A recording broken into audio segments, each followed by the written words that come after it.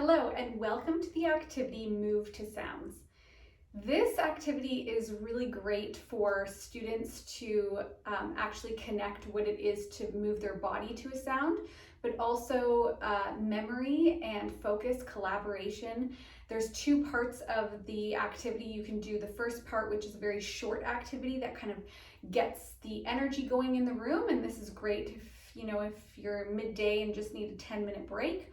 Or you can do the full length that could actually be like a full morning or half of a day. And that is where the students present what they came up with, and that requires a lot of memory because they're choreographing to certain sounds. So for the first part, let's say you have 10 minutes and you want the students to just get up and get their body moving. Have them stand in a circle, and you are going to play a series of sounds. There's 9 sounds altogether, or there's actually 8 sounds, and then the 9th sound is all of the sounds put together. So you're gonna play 8 sounds for them to kind of explore their movement to. First, just like I do with every other activity, because we never want to center one student out at the beginning, we have all the students at the same time move their body to a sound. So I'm going to play a sound where all the students are going to do the same at the same time. They're going to put their body movement to what the sound is. So I'll play the first one.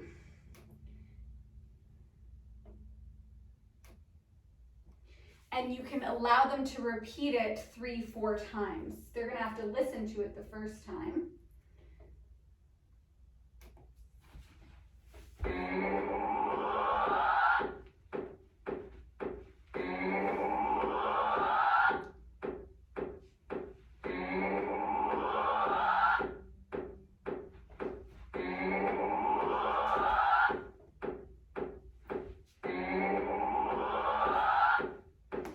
Okay, so what would that, and you can, if you want to do that with all of the students again a couple times, and you can go into the second sound, and you can do that as well.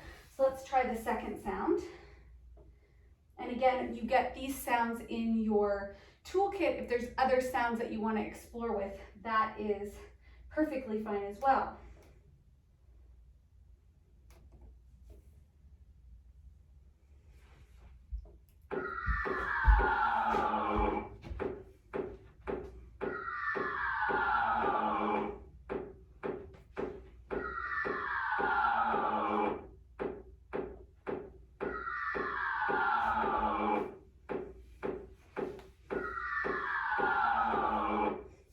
Okay, so whatever kind of comes to their imagination to match the sound. Then I could have the students still in the circle, and I'd have one student go in the center, and they do their action to the next song or to the next sound. And they'll repeat it a couple times, and their classmates on the outside will repeat the same movement that they did. So instead of creating their own movement, they then repeat what their classmate had created inside. This also gives a good chance for leadership and for the other students to say, good job, I like that move, that's an awesome move, to kind of celebrate and kind of give praise to the person in the middle for being brave enough to do that. So let's try that to one more sound. This is the third one. And there's 8 altogether, so.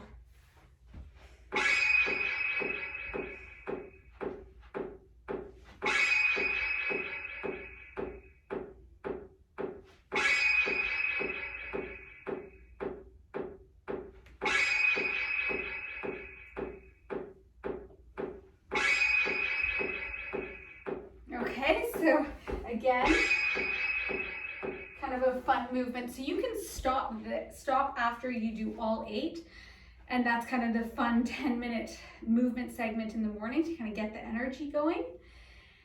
If you would like, you can move to this second part. So the second part is to then put the students in groups of 3 or 4. depending on how many students are in the class. And as a group, they create their own movements. So if there's 3 in a group, the 3 students will be in sync. They'll create, the same movement. They'll have the same movements to the same sound. They won't be creating different movements to the same sound. So as they're presenting it, it's all in sync. So they will create the movement to each of the sounds, which are 8 sounds. They will have to memorize what those movements are. So this can take, time. You can even stretch this over a couple days and do this the first 45 minutes of your day for a week. So you can really stretch this out. After the students are in sync, they're able to remember what their movements are to each of the sounds.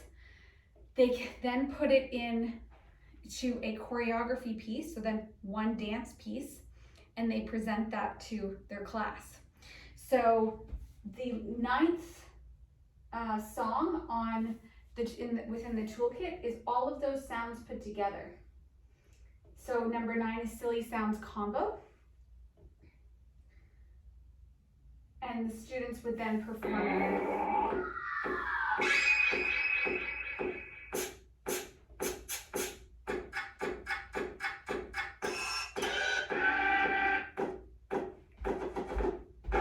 Whatever they've come up with. So they would then have it in this choreographed piece. Now, the next step, you don't have to use this music. The students can choreograph based on what the sounds are, and then they can actually put those movements to, let's say, a song that they really like. So you don't have to keep it with these sounds. You can have that to inspire movement vocabulary, and then you can take those movements and put them into a different song. After, you can debrief. So a lot of good questions about this. How did it feel to connect and work with 2 or 3 other classmates to put this choreography together? How long did it take you to memorize the movements? How important was teamwork when you were creating them? How easy or difficult was it to create a movement to a sound? Some students might think that was more of a challenging task, and other students may have been more natural at it. That's going to tell you about students' strengths. Was there a certain leader within the group, or was it really balanced? How did that kind of dynamic flow? Because you in a group, we need a leader, we need the people to listen and follow. No position is better or worse, they're both needed. So you can discuss that. How did it feel to present in front of the class? How did it feel to put all of the movements together in one? So again, you can ask these questions and then connect them to how that is in real life, right? There's so many things that we have to do every day, and if it's just one at a time, we can get used to that. But when we have to mix different movements up in our daily life, like going to multitasking, that can get really kind of overwhelming. So you can kind of connect it to how we are in life, having to do many tasks in a day, to kind of putting all of these movements together. Anyways, have fun with it. Have fun on the dance floor.